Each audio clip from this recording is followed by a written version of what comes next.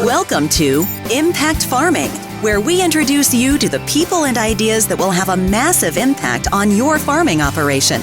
Brought to you by Farm Marketer. Sit down, start the engine, and let's roll with today's show.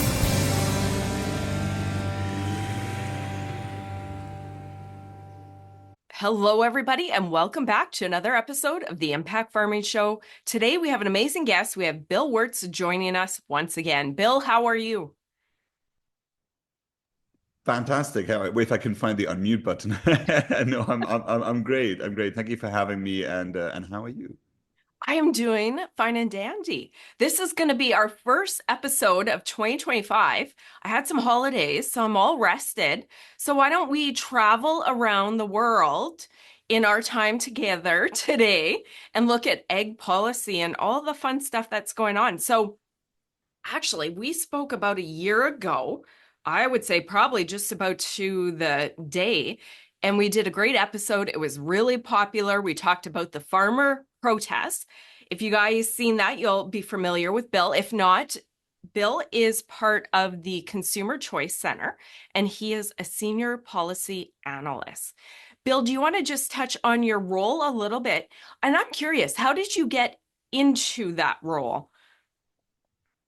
Yeah, no, gladly. So Consumer Choice Center is a global consumer advocacy group. And what we do is represent the consumer voice that wants evidence-based policy making, more trade around the world, more options, essentially. I mean, a lot of consumers, I'm a European, as you can hear.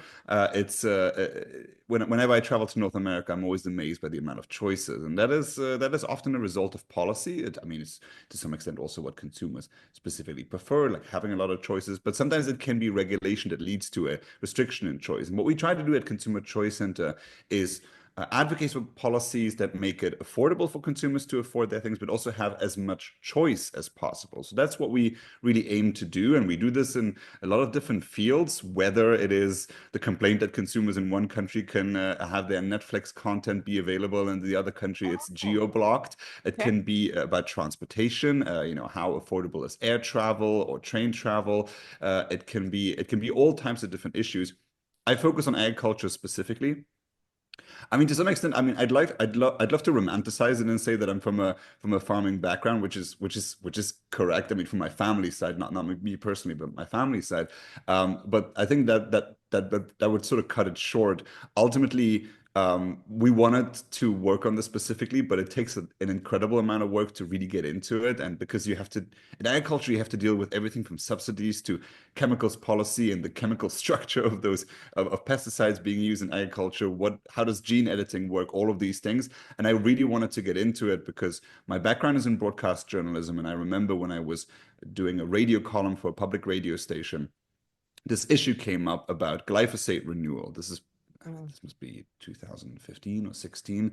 This is a hot topic issue in Europe. And I said, okay, well, I don't know anything about this. Let's apply my journalist brain and really dig into it and learn about it. And so I did this column, a bit of a humorous column of who's afraid of the big bad glyphosate. And I did this and it upset a lot of people. So I thought, okay, fair enough. There's something there to explore. Let's learn more about it. Let's see how everyone feels about it. So I really worked myself into this issue.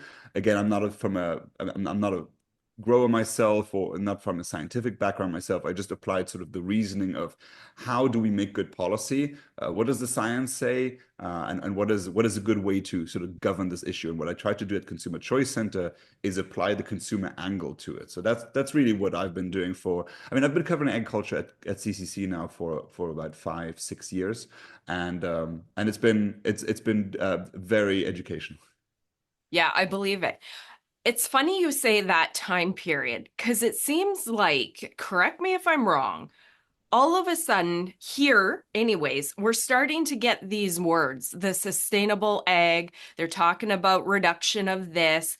It's all fairly new here, not so new over there. So I've been trying to cover this because I think it's important, especially in North America, as these words are popping up, that we pay attention to what's happened and what's happening overseas. So I'm excited to touch on the green policy.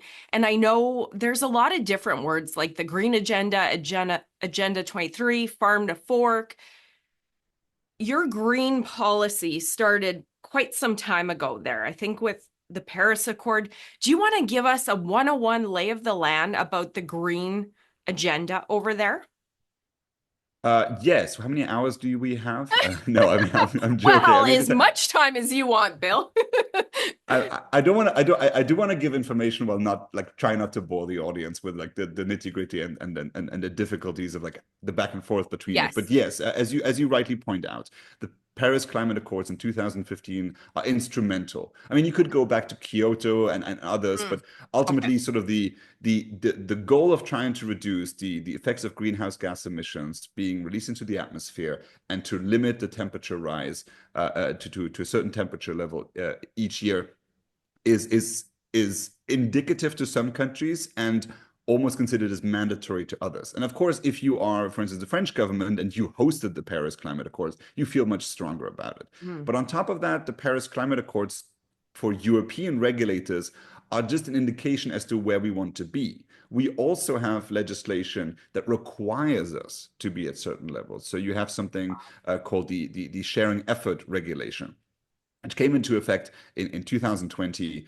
had already been decided previously. And what it does is it tells EU member states to limit their emissions in specific areas. So this is methane emissions, nitrous oxide emissions, CO2 emissions, the most known one, to certain levels. Or else there will be specific sanctions and punishments. And often those can be monetary, which, you know, we're talking about a lot of money that goes back to the member states after they have paid it in. So these are specific rules that govern how European countries need to reduce their emissions. And you can do one of very many things, because emissions don't just come from us using cars or you know, trying to burn the things that we throw away. It can come from building buildings. It can come from livestock. So there's a wide array of choices that governments have to make, and some governments have to make more difficult choices than others. In with the last European Commission, which came into effect in 2019, that commission said we need to have a better policy governing how the member states can actually do that. And what we're going to do is we're going to call that the European Green Deal, which was actually inspired by the American Green New Deal under AOC. They didn't borrow the policies; they essentially just borrowed the name, and they went with that. And on top of the significant investments into renewable energies, it also set specific targets as to which sector had to do what. Within the European Green Deal, you have other roadmaps of policies. So these are not packaged legislations, but they are essentially setting out the goals, what we try to get. Within the European Green Deal, you had something called Farm to Fork. And the Farm to Fork strategy, which set out what agriculture had to do. Because European regulators looked at agriculture as, well, contributing between 10 and 15% of all the greenhouse gas emissions in Europe to the brink of sort of what we're trying to reduce, and said, well, how do we do that? And they set out specific targets that they were trying to reach, and then create legislation down the road to make that happen. So Farm to Fork had very, I mean, I don't want to use choice words. You're free on this show. Go ahead. I'm sure our audience will encourage you. I'm trying to be polite, but I mean, Okay, ultimately, they were goals that were not based on facts and had actually very little to do with greenhouse gas emissions, but they were still goals regardless. So that included a 50% reduction in the use of pesticides by 2030. Wow. That's only 5 years away. There was an increase of organic production from the existing 9% to about to actually 25% by 2035. There was a synthetic fertilizer reduction target of 25% by 2030. So all of these were supposed to contribute to it. With fertilizers, I can at least understand it. With pesticides, I can actually see the exact opposite of the effect. It's like if you have a reduction in synthetic pesticide use, you actually often end up increasing your greenhouse gas emissions because you have a higher resource use in agriculture.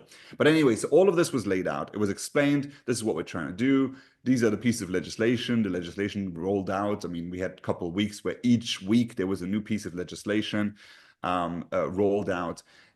And because this happened sort of as COVID was unfolding, Yeah. I think a lot of the stakeholders in agriculture weren't really aware as to how severe the impact was going to be.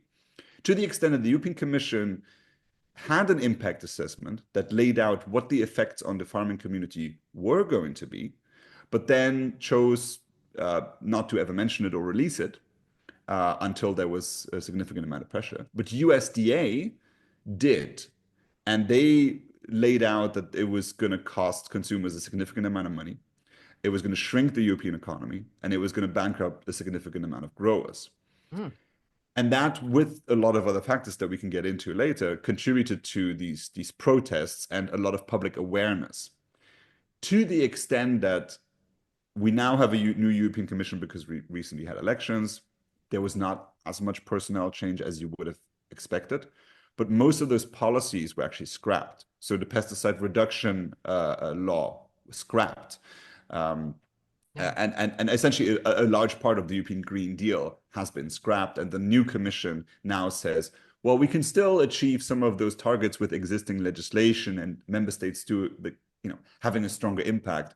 But the political reality is essentially that there was a political uprising, not just from growers and other sectors, including the manufacturing industry, but also a lot of consumers were just not okay with paying a significant amount of money on top of what they already have to pay in taxes and other costs as a result of inflation, in order to have what's in some sectors was going to be a marginal impact on the health of the climate. So that's ultimately that's the, I guess that's my attempt at a summary of where we went and how we got here. That's perfect, Bill. Thank you. That was a great explanation. I'm trying, just so you know, obviously I'm a farmer, and I say here, my show, I try to be professional and I try and keep to the facts, but I'm a critical thinker, and a lot of this interests me and scares me, and that's why I'm covering it. And it's funny that you said right around the pandemic is when it rolled out, because that's exactly when I noticed it here. The pandemic kind of just ended, and then all of a sudden the lingo and the language and the focus was, let's fix agriculture, sustainable ag. I'm like, whoa, what's happening here? And then they started dropping the wording about 30% reduction in nitrous oxide. Nothing obviously came of it. But then I think that's when a lot of Canadian farmers woke up for the most part. And I'm going, uh-oh, this sounds familiar. This didn't work out over there. Let's pay attention. And that's why I started covering it. So I'll keep some of my spiciness in. That's my professional point there.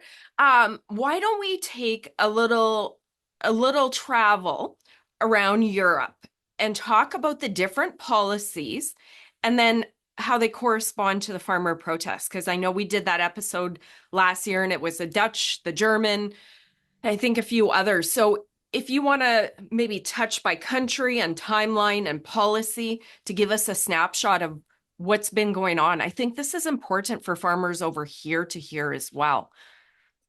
Yeah, I mean, it's good that you mentioned nitrous oxide, because that is a good transition into sort of what happened in the Netherlands. And if I did a breakdown last time, apologies, but I'm going to try and just get us to run through that as well, Yes. sort of on that timeline. Please.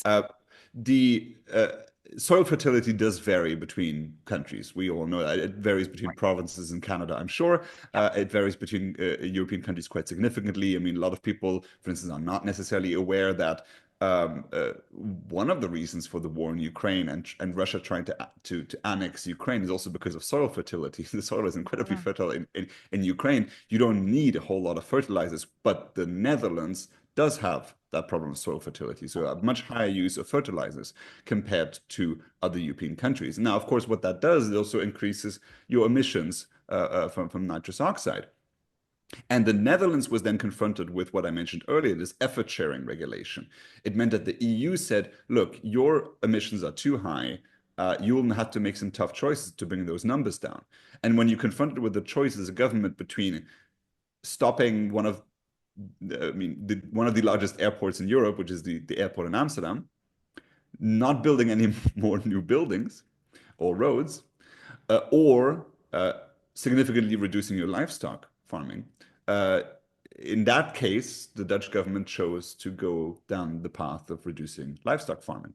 Now, the Netherlands is known for its a high quality products. I mean, this includes, for instance, Dutch cheese, just very known all around the world, and actually exports also quite significantly around the world.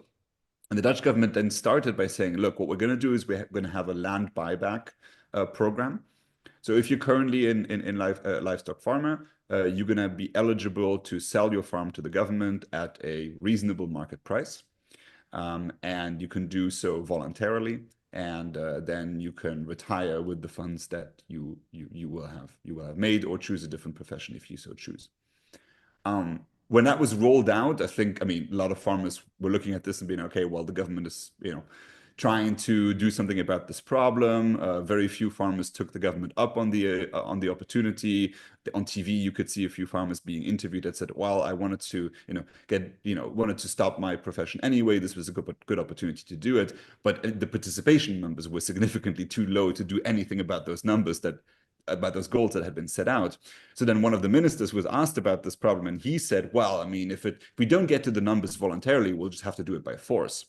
And then you can just imagine, the idea that the government was going to force you to sell your farm completely, and then just stop a profession that you might have been exercising within your family for the last 300 years. And you have to think about this. I mean, the average European farm is significantly smaller than farms in North America, but very often these are real traditions. I mean, this is something that your forefathers would have done. Some of those farm businesses are older than both Canada and the United States. So this is something very significant and very important to people. And to just say that you want to take that away because you got a letter from Brussels saying that you are not doing enough about your emissions, that was just not going to cut it. So in order to reduce methane emissions and nitrous oxide emissions, a lot of farmers were going to have to give up their profession, and maybe not voluntarily. So that kickstarted those protests. Those protests then lead to a farmers' party, the Farmer Citizen Movement, BBB, which is essentially a farmer-run political party, to gain significant traction. They have a significant impact in the Senate elections in the Netherlands, get a sufficient amount of seats in order to block any new legislation.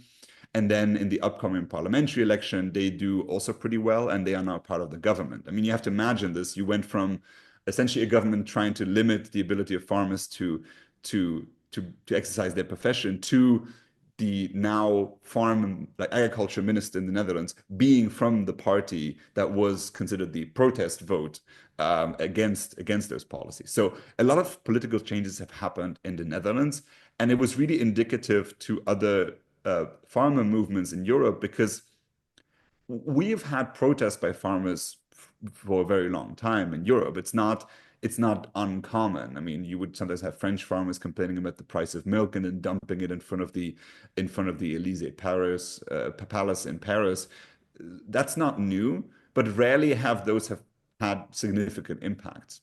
But when the Dutch farmers were very aggressive in their protest methods, to the extent that they were blocking motorways, but yet also retaining the sympathy of the public, what it meant for other farmers in other European countries is that we can actually do this successfully. So that's why it had a ripple effect. It had a ripple effect in France and Germany. They were all protesting different things, but they were, most of them were successful. I mean, in Germany, it was about, the government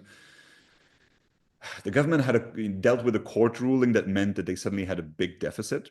And in order to get that money, they were going to raise taxes on fuel for farm vehicles that had previously been tax exempt. And the farmers were protesting that, and they got concessions out of the government, essentially a deferment of that policy into the future. We'll see how future governments will deal with it. But it was incredibly impressive to see all these farmer protests, the big avenues in major European cities being completely occupied by tractors, hay bales being lit on fire.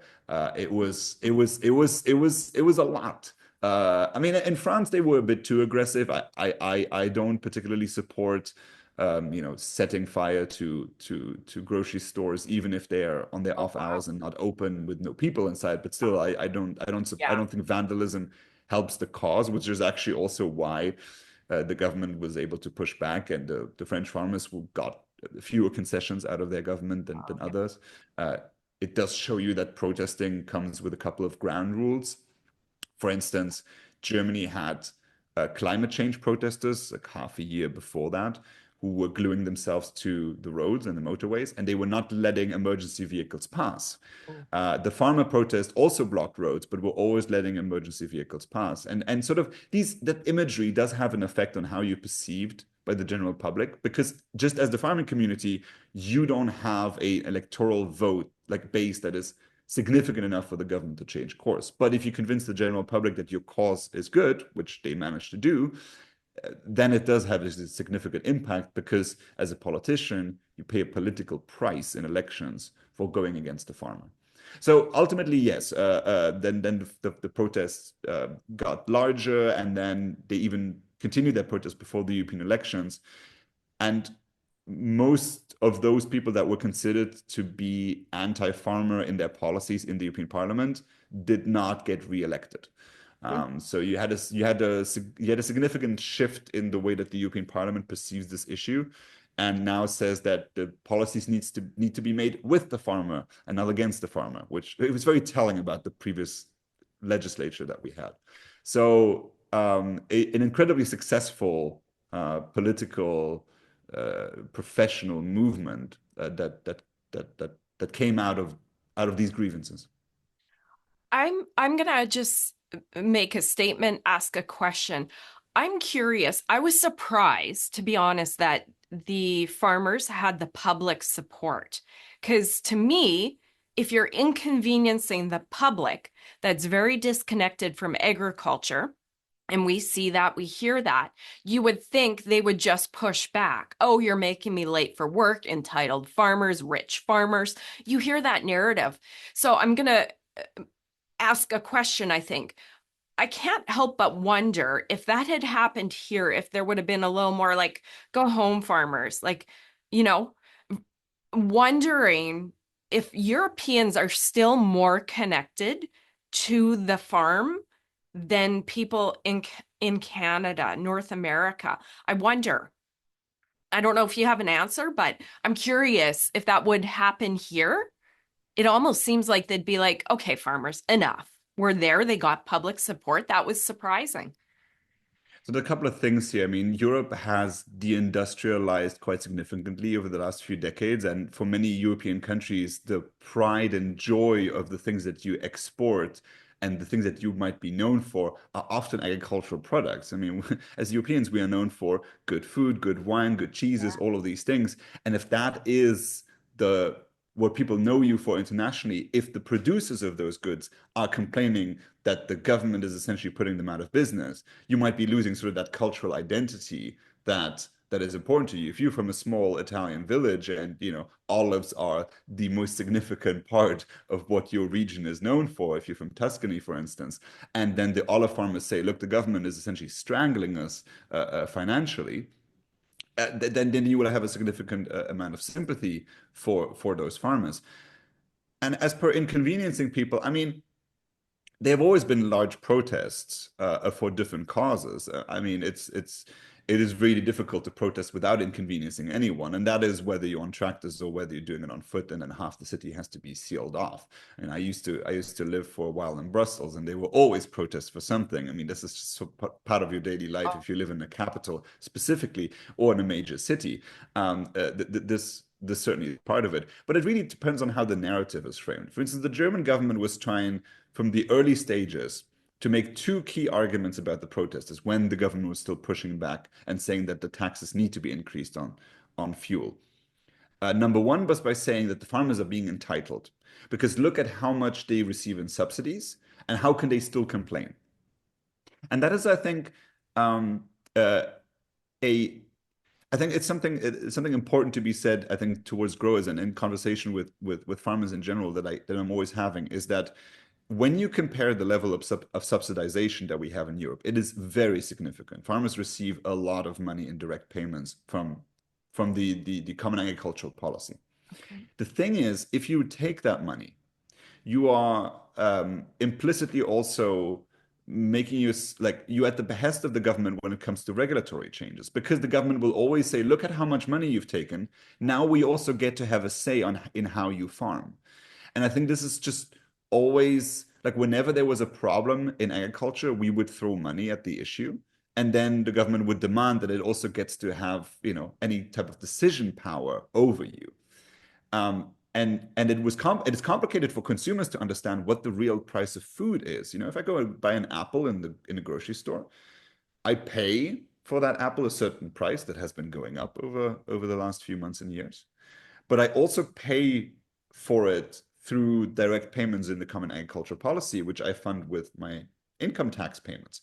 So my question is, like, what is the real price of that apple? Am I overpaying it? Am I underpaying it? Is it subsidized? Is it actually more expensive than it ought to be? Should we rather import the apples from elsewhere, and maybe agriculture has no future in Europe whatsoever? Consumers are very confused. They don't know. And the government was trying to play that card by saying, well, they're just privileged. They had a good harvest this year. And I think a lot of consumers don't know that, there can be quite a variation in how your harvest goes in the coming year. And you have to save up to make sure you have, insurance and sort of a cushion to fall on if next year is not so good. And the other thing they were trying to do is to politicize those movements. Because in the early stages of some of the farmer protests, there were politically motivated groups, some more on the very right, that were infiltrating those protests and then get in front of the cameras. And the government was using it by saying, oh, look, they're all just being, far right. I think what some of the farmer associations did very well is not to say that farmers have no political priorities individually. I mean, they vote for different political parties, but that the movement in itself is single issue for that specific policy, and that they're not favoring any specific politician. At the protest in Berlin, they would have these speeches, and they would invite ministers of different political parties to come and speak. Some of them would be booed when they would show up, but in order to show, look, we're not taking anyone's side. We're not saying that the opposition is better than the current leading majority. What we're trying to do is get a response on this specific issue. And I think by explaining in the public, by having media training for farmers that go on these talk shows, by explaining, look, we're not just here to be subsidized and follow the rules of the government, and also we're not taking political sides. They were able to manage the response, like the attacks that they got from the government, and then also lay out the case as to why they were inconveniencing people. And that has had an enormous effect. I mean, I guess the one of the most reliable poll was that it was about 91% support in the polls for the farmer protests. And that is of people that have no relationship professionally whatsoever or family relations to someone who works in the sector. So that is significant. I mean, it's really hard to have any protest that has this amount of support. I like that. I'm glad I asked that question. I want to go one deeper too. It's been a long time since I've been to Europe, I think like 2010, but I still remember enough about it. And I know Canada and I know the US. And again, getting public support. I'm just thinking a lot of these communities, there are small tracts of land, like you said, North America, we have bigger farms. But are consumers there more connected through markets?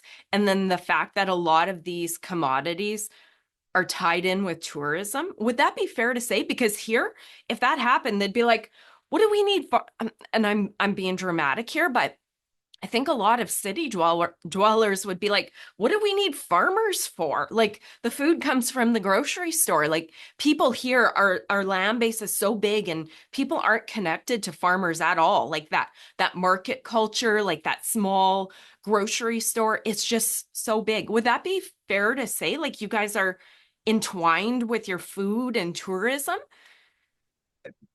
Yes, I mean, you also have the city dwellers here.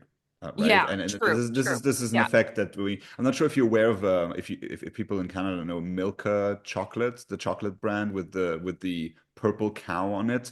There was years ago, there was this TV segment where they asked children in, I think, second grade to, and this was in, I think this is in Berlin, to draw a cow, and they would draw it with purple color because that's all they knew of a course. cow was from the chocolate bar, right? And Right. it was purple on the chocolate bar, so it must be purple in reality. And this sort of was emblematic of people being a bit disconnected.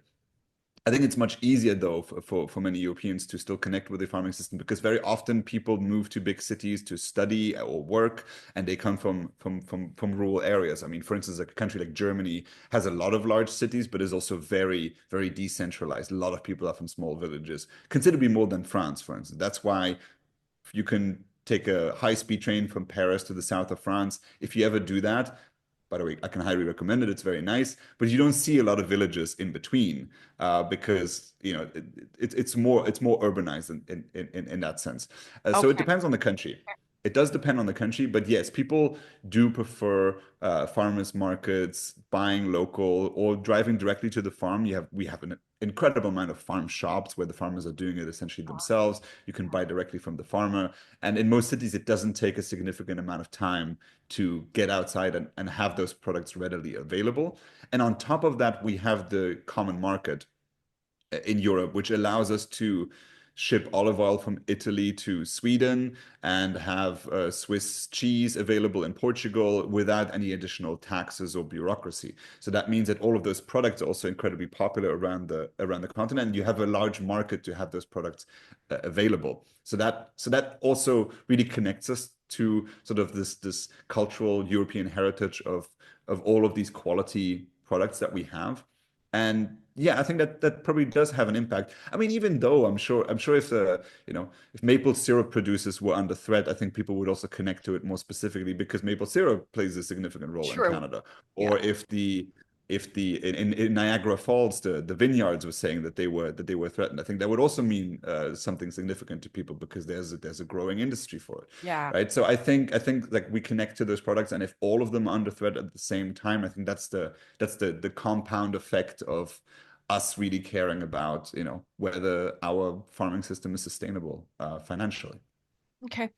I'm glad I asked that. Maybe romanticizing a bit, but it's quite different. So, okay, I want to go back one question and one thing I really want to bring up. I know we've had in Europe banning certain products, the Dutch farm buybacks, fuel and insurance tax, I think, inheritance tax is one of the latest. One more I want to touch on. I've heard about it briefly. The buyback, or no, sorry, the set aside land program. Is there something where farmers are forced to set land aside for environmental purposes? Is that true? Yes. In order to be able to access money through the Common Agricultural Policy, you need to set a certain amount of land aside. There is an there's a rule book. I mean, the size of this room that I'm currently in that explains as to how how specific it actually is. I mean, if your farm is close to borders a pond, there's specific rules about how much exactly Oh, allowed to farm in proximity to that pond. If there is wildlife that is detected, if there's a specific bird species, but there is always a set aside that you need to do. Regardless, and actually, the farm to fork strategy laid out an increasing of that set aside policy wow. in order to have a total reduction of European farmland by 10%. So on top of all the regulatory rules that were going to be imposed, it was also going to have to be done with less farmland. So that, I mean, this is like, if you told farmers, look, we're going to reduce the size of your farm by 10%, but it's going to be in the construction perimeter, so you can sell it, for construction to occur, then maybe, but the sale was going to happen, and that land was going to have to be not used for anything whatsoever. So you're going to have Oh, essentially worthless land that you cannot farm on, and that would have been the law. And there are environmental inspectors that come around every few weeks that go check on that, and the fines are unpayable if you aren't complying by it. So yes, we've had this for a long time. oh, okay. Set aside was also part of a policy in order to prevent overproduction in some areas. So we used to have quotas on a lot of things in Europe. essentially supply management policy, where the government was heavily involved into how much we produce and exactly what. Okay. Those have become less stringent over time. We don't have butter and milk quotas anymore, but ultimately, yes, this is a specific policy that we've had for a long time, and some ministers in the German government have said that they want to revisit that policy and essentially give farmers the choice if they want to be able to farm on all the land that they own or not. Okay, interesting. I found that to me is noteworthy when the government starts tying like subsidies to land, to regulations. I'm all about free, minimal government. Let's let farmers and economies thrive. So I'm always curious to look over there, what's happened, and be aware of it. Okay, I think I'm going to ask this question. You could touch on it quick. I don't know if there's any merit in it. Why are you guys so ahead on all of this? And you probably don't even have an answer. What's the answer to that? Because you guys are so heavily populated, I would assume. I mean, ahead gives it a positive spin. I'm not even sure it's necessarily like that. I Ahead. mean, there has been, yes, well, I mean, there has been a lot of, I mean, the reason that Europeans care about this, and there's many reasons. I mean, politically, we care differently about the environment and sort of the impact that people have, because there's a bit of a nostalgic view on preserving landscape, on preserving, sort of what it looks like. Because I mean, if you could be, I'm not sure if that's unfair, but I mean, ultimately, the people that ancestrally have live here are the ones that didn't leave to North America to seek to have a Right. better life and not live in the misery that Europe was at the time when most of the people left in order Fair. to settle in North America. So I think there's a bit of a traditional mindset of like keeping what we have. For instance, my home country, Luxembourg, that's actually the national motto, is we want to stay who we are. So in the European mindset, it's like, well, let's not build these big skyscrapers that they have in North America. It's like we're fine with what we have. We don't need to grow beyond our existing means. So there's a part of that where the environmental argument plays very well into not having growth for the sake of growth, just like staying within our means and preserving our landscape and our environment in the process. There's also a significant amount of lobbying that happens by NGOs on this. If you want to ask me, is like, how is it possible that we have these policies and that we export them to North America? Ultimately, I could ask the question back. It's like, you in North America gave us Greenpeace, so you exported that here, and then Greenpeace lobbied for many decades on a very spurious fact basis, and then convinced European governments to have very, very strict policies on the environment, and that has had a significant impact on us. And now we're essentially just shipping those ideas back. Sustainability has become an important way that in which we discuss the environment. But if you ask most policymakers, even, what does sustainability actually mean? Because there's about 400 different definitions of what sustainability policies try to achieve. I just don't think that anyone really understands where we're trying to go with this, because you will have climate protests where people say, we should just end farming because then we don't have those emissions anymore. I don't know how, again, as you said, like some people just don't understand where the food comes from. So they have a distorted view on that. So you have a political element, you have sort of a traditional element of trying to preserve what was. And then the other thing, and I often say this at speeches at conferences, we think we're the best. We have a very Eurocentric view of that. We have the best food, and those silly North Americans, they with their big portion sizes and their big cars, they just don't understand the world. If only they were as cultured as we are. I'm not even joking. I mean, it's like you even have like senior officials that sort of state this, between that, if you read between the lines, they essentially get to that point. It's like, we are the best, we have the highest food standards in the world. One of the things that really, really, really upset me, I was in this, I believe it was a closed door, like a webinar, by invite only. And there was so I don't want to name names, but there was a commission official being asked, aren't you a bit like, doesn't it concern you that our African trade partners are having difficulties exporting to Europe because our standards are so high that most African producers don't have the ability to export to Europe. And the cynical answer being, we are proud to have the highest food standards in the world. And if there's producers that have problems with that and countries that have problems with that, that's why we have a foreign aid budget. And I find that incredibly cynical, because that essentially says, like, we're going to do any damage we possibly can to our friends and trade partners in the world because we think that we got it right.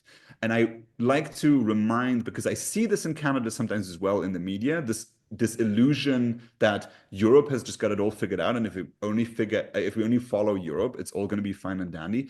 That's not true. It's not that we grow better food; we just cook it better. Mm. So, if you permit that. I love this. Perfect conversation. This is great. I love the free flow. One thing I wanted to touch on that too, because this frustrates me. Of course, there is no person that cares about the land and knows the land more than the farmer. Those environmentalists, I would love to walk up to them, each one of them, and say, have you actually visited a farm? Sure.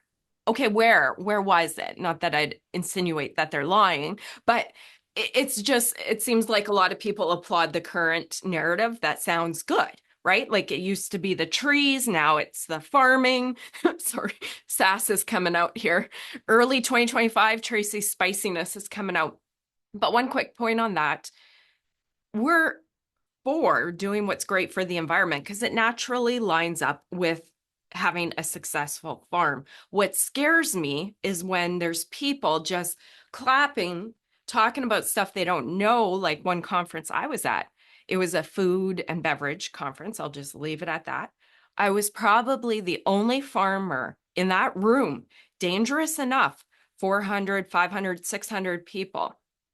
They would be the end of the production line, and they were all clapping about the reduction in nitrous oxide. And the one professor presenting, he's like, well, and I asked him how that was going to affect the crops and the output and the viability of the farmer. And he said, well, for the first year, it's fine. There's enough storage in the ground. Okay, fine. After that, he's like, well, we don't know. And we don't know how farmers will be covered. And for some reason, farmers are angry and they just don't want to participate. I'm like, am I listening to this? And the bulk of this, I think this speaks to what's going on in the world. The bulk of people that are going like this, the bulk of people that touch the policy, in my opinion, don't have the facts. And that's what scares me. And that's why I have these conversations. So, okay, spiciness coming back in. I had to do it, Bill. I agree. I absolutely agree. And it's like people are not figurines on the chessboard. Like, this is just not how it works. You're actually dealing with, these are real people. If you make these policies, like, there's real people involved that actually have to implement them. And if you never go and ask them, I think that's silly. I mean, we have a new agriculture commissioner now in the European Union. Nothing against the guy. I mean, I know him personally, but then he says something in his confirmation hearing where he says, like, I want to visit a lot of farms in order to have this conversation. It's like, wait, that wasn't done previously? Like, nobody ever went to a farm? It's like, you just went from Brussels and you just did it all from your desk? That's just not how it works. I mean, we had an example in Europe as to where there was a government that tried to centrally organize all of agriculture.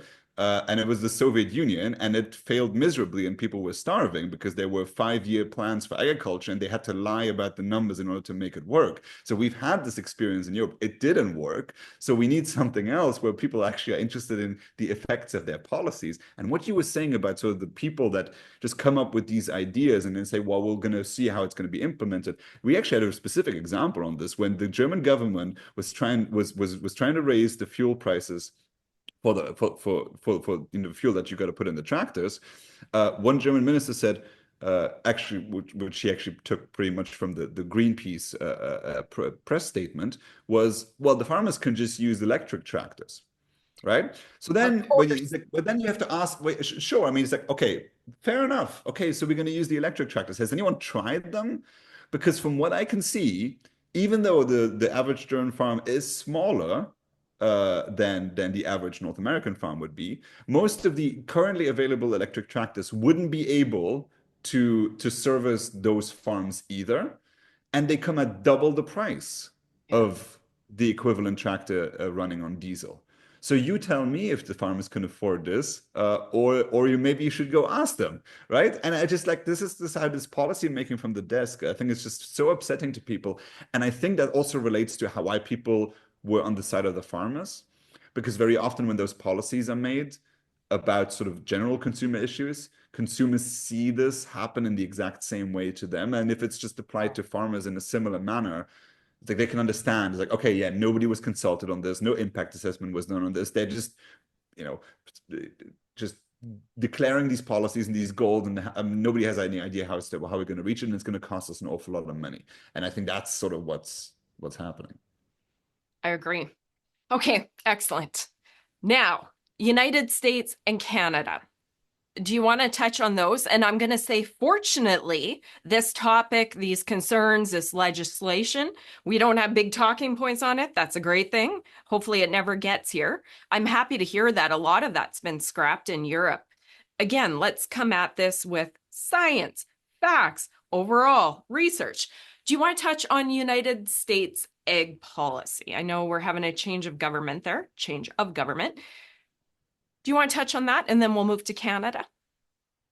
Yeah, sure. And I mean, ultimately, like very often in the past, I would talk about the US and Canada, and then often, always just combine it into sort of one block and say, well, in the US and Canada, those conversations about, for instance, making gene-edited crops available to farmers, that's now the conversation that they're having in the same manner as us. In Canada, gene-edited crops are considered conventional, which is very shocking to policymakers in Brussels. But I think that might be about to change because of sort of the administration changing in the US. And I'm someone, and I've communicated about this already and written about this. I'm quite concerned about someone like RFK Jr. And we'll see, the confirmation hearings are still going to happen at some point, whether he will get confirmed or not. But ultimately, like his beliefs on agriculture are very concerning to me, because he draws from the European precautionary principle. So his view is that if something is linked in an obscure rat study somewhere in San Francisco to cause a tumor in a rat that was administered a much higher dose than most consumers would consume of that particular pesticide residue, then it needs to be completely banned. If you apply this, the catalog of crop protection chemicals that you still are left over with gets very, very small. And then you end up with situations that we had in France, for instance, when in 2020, the sugar beet farmers were just about to go completely out of business. And then the French government had to make a derogation because the sugar beet farmers were not legally allowed to use neonicotinoids as insecticides. And then they got a 3-year derogation, and the derogations were banned and all that. So RFK is a believer in sort of this precautionary method, because he believes almost every available conspiracy theory under the book about pesticides. I mean, he thinks atrazine feminizes frogs, which is based on a completely debunked study from, was it 20 years ago. And he's also made a lot of money off of this. I mean, his work as a lawyer was to sue these pesticide manufacturers and then try and get big settlements out of them based on the theories of his clients. So him in charge of HHS, which makes him in charge of the FDA, I find that quite concerning, especially because the previous Trump administration that started after the election in 2016 and so in 2017, was actually a breath of fresh air for agriculture in the US, because under the Obama administration, for instance, atrazine was given a maximum residue level that was so low that it was essentially banned by the EPA. And then when Trump got to office, he appointed, I believe it was Scott Pruitt, and then Scott Pruitt changed that regulation again, and atrazine became available again in the US. But I just don't see RFK, who's been railing about all of these, it's like complaining about all of these different pesticides for so long on every available podcast that is out there, is not going to try and implement that in reality under the guise of making Americans healthy again. He wants to ban food dyes. He wants to, he also thinks that Wi-Fi gives you leaky brain and microwaves are bad for you. I don't know how that translates into policy, but I think that even if he is not able to do that, the US is currently not in a setup with the incoming administration of welcoming innovation with open arms. And what that means in effect is that with Europe being at a slow pace, to say the least, with all of these things, and the US retracting, it means that Canada is sort of the lone star left on this issue, where Canadian agriculture might very well be in 5 years the most modern that is out there in the world. And I'm not sure if that necessarily says something to, the Canadian audiences, because I know if you're from a country, you always think that there's a million problems that people don't know about, but from an outsider's point of view, that might very well be the case, because I'm very worried about the effect that RFK will have on farmers. Yeah. Because he never explains sort of what is this going to do to the agricultural sector in the country. And I just have a feeling that he doesn't care. I have my thoughts too and concerns, and you listen to any farmer on Twitter. Twitter's the place where it all happens, X, I should say, talking about him and the fear that farmers are feeling. And it goes to the same thing. He plays to the high level. This causes cancer. Well, wait a minute. Let's look at studies. Let's do science. Let's have the discussion that this was formulated to reduce tillage. And I'm not the expert at all this, but to me, it's just playing to that consumer that's been fed a narrative, right? And I think there are a lot of scared Americans about that.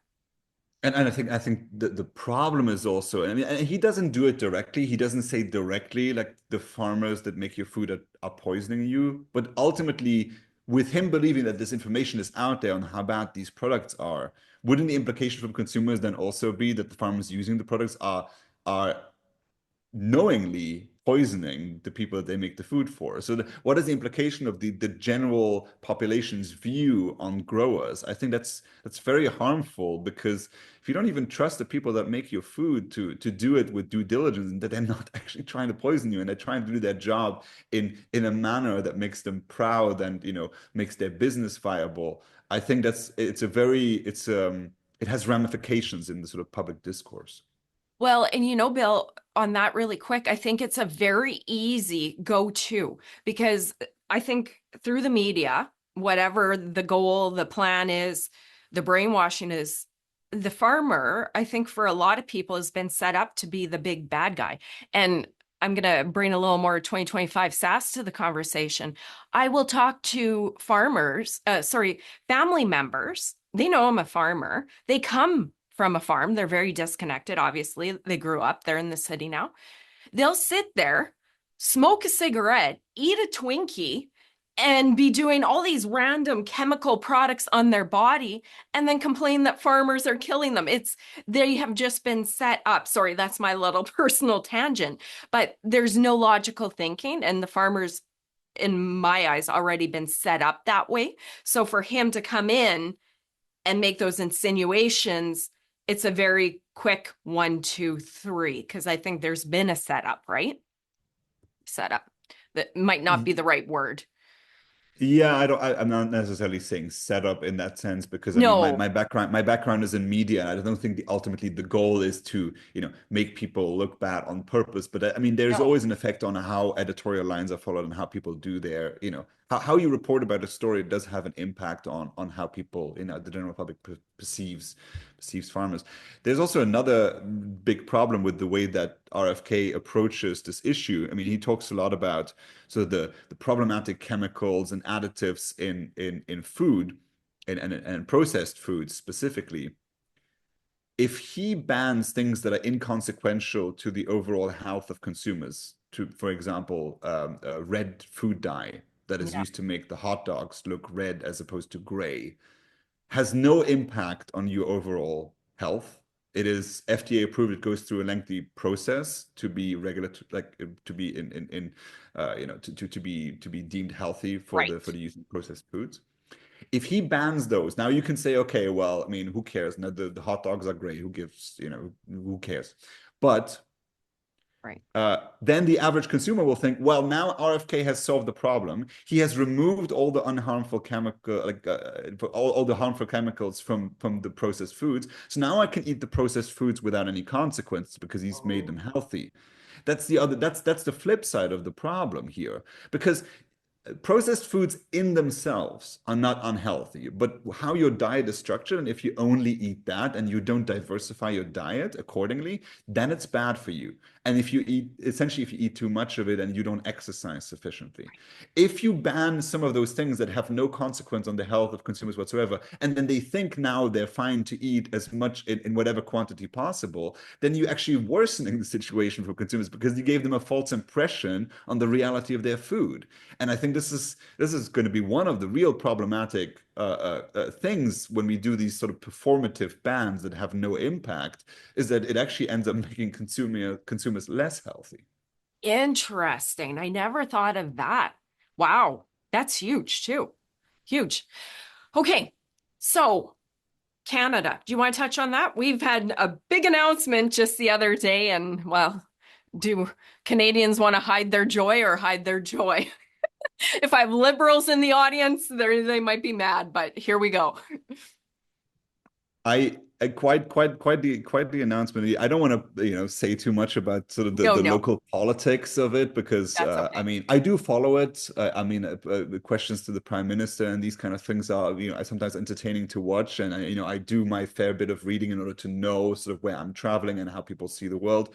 But I don't have specific necessarily like much to say about sort of the daytime politics that happens between the different parties. But what it does do, and if the political parties gear up for elections, what it does do is that people ask a lot more questions on policy, and that is an interesting moment in time for different sectors to bring in their priorities. So election time does, and we've experienced this in Europe, does raise a lot of questions as to how will the country look in the future, and sort of how are we trying to improve the situation for everyone. So that's I suppose there's going to be a lot more people interested in policy and politics in the coming months in Canada. Yeah, I'd say in the last while, politics have never been so hot and so on people's brains. I'd say the last, I don't know, 10 years since Trump and Trudeau got in. That's when it seems like the political world changed here in North America. And that's just my impression. It almost seemed like it was a bit whatever before. And then at that point, so yeah, this change of leader is pretty important here in Canada. Whatever side you're on, you have your opinion about that. But yeah, that was one of the newest points here in Canadian ag policy. I listened to a podcast where I think it's a consumer choice podcast. You were talking to a gentleman about Canadian politics and about watching the debates in our parliament. I loved your guys' commentary on our process where the politicians don't actually have to answer questions. How frustrating. I find that incredibly frustrating when I watch it, because I mean, this is the format is sort of similar to the one in the UK, where you have prime minister's questions each Wednesday. There are, of course, prime ministers that will dodge the question, but I've never seen it done so actively. Like, the prime minister will start in the UK will start to answer the question, but then transition to a different topic in order to divert the attention. But there's this interesting tradition in the Canadian Parliament where the Prime Minister quite actively doesn't answer the question, and we'll talk about a completely different policy. And there's a back and forth where this happens 4 or 5 times. It almost feels like a ritualistic dance, which I can imagine to a lot of people like turns them off of politics, because if there is something that can be quite well described as theater, it's that, because it achieves genuinely nothing. It doesn't give us any information to just repeat the same answer multiple times, and I find that quite interesting to see that happen in a major country like Canada. Yeah, I know the demographic of Canada and the voting population, and to be honest, that's okay. We can leave that. But I would imagine any critical thinking individual that cares about the country and our economy I'll speak for myself. I do get frustrated watching that because I call it the cat and mouse theater game. And it's very theatrical. And to me, when people are hardly paying bills, the inflation is crazy. I don't want to see the leaders of the country that can actually make positive movement on these having a cat and mouse game on a big wage where nothing ever gets solved. And I imagine a lot of critical thinkers would feel the same way. That's slightly frustrating. I suppose the upside is still that at least the prime minister has to, at least often has to be there and hear those concerns. While, in a presidential system in the US, unless the president decides to appear publicly and answer questions of journalists, there's no actual accountability on this level where the questions at least will be said publicly and recorded and those type of things, which is why I have a slight preference for parliamentary democracy where there is at least the ability to have this exchange. And then who knows, whoever is going to be prime minister next might be different at answering this question. We shall see. I like that you say that because funny enough, I heard you say that to, might have been a David, the gentleman you were speaking to. And I didn't even think about that, how our prime minister, he has to show up and be accountable. He doesn't answer, but I didn't even realize and think about that. In the US, the president doesn't show up and get questioned. And a lot of other countries, you guys said, are the same way, right? Yeah, so I mean, this is the difference between the different systems. I mean, in Germany, you have the chancellor of Germany actually be in the building at the same time. So during the parliamentary sessions, there can be questions asked. The chancellor will give speeches. But for instance, in France, the president never shows up in the National Assembly because he's not even allowed to go there. So it is usually just the French prime minister who is significantly less important, who will then answer questions. But then actually the president, who makes most of the major decisions, never answers questions unless he chooses to answer questions at a press conference. So at least if there's a system where those questions can be asked, I think that's already better. Yeah, I like that. And I'm glad that we shared that here. And maybe that's my bad, but I never actually thought about that. And you're right, it's a plus. At least he has to show up and hear it. So he's involved and he knows the criticisms of what he's doing, right? Okay, I have loved this conversation. Bill, I have really loved this conversation. It's so great. This interests me. This concerns me. As we are headed into 2025 and into the future, is there anything farmers should be watching for, concerned about, that it's creeping in here to North America? I mean, other than the things we've discussed? Final words of wisdom. Let's leave it at that. Yes, I mean, I think farmers always need to be on top of the issues that come out. I mean, there's harvest seasons where it's more complicated to be involved in politics, but during the winter months, it's definitely important to take a look at sort of how's the political narrative going. When we had the first conversations of sustainability, it seemed completely abstract and it doesn't mean anything. Okay, we want to do sustainability in the future. What does that actually mean? Okay, nobody cares. But when those terms get defined, then it means real tax increases, real subsidy reductions, real agricultural land use reductions. Then it hits hard. So it's important to be in the conversation early. Farming representative organizations have done a pretty good job in Europe in the last few months and years at representing their profession. If you are a farmer and you currently don't believe that that's the case, maybe attend the General Assembly of your local association and ask some questions as to how that sort of work is going. I mean, there are conferences that people can attend to ask those type of questions. I think that's an important one to see who represents you and are they doing a good job and can there be improvements made to represent farmers better. That's that. In terms of threats, I mean, I know that in Canada provincially it can also vary quite a bit. I mean, I've spent some time in Quebec recently, which has more stringent policies and regulatory policies on, for instance, crop protection chemicals, and in general tries to follow even closer a European model. So I don't know the specifics on how the different levels of governing the provinces versus the federal involvement in some of those things. What I can see is that at least on trade, I see good things coming from the Canadian government. It always tries to give the ability to Canadian growers to be able to export abroad and also bring in products that often maybe aren't made in Canada or Canadian consumers particularly want.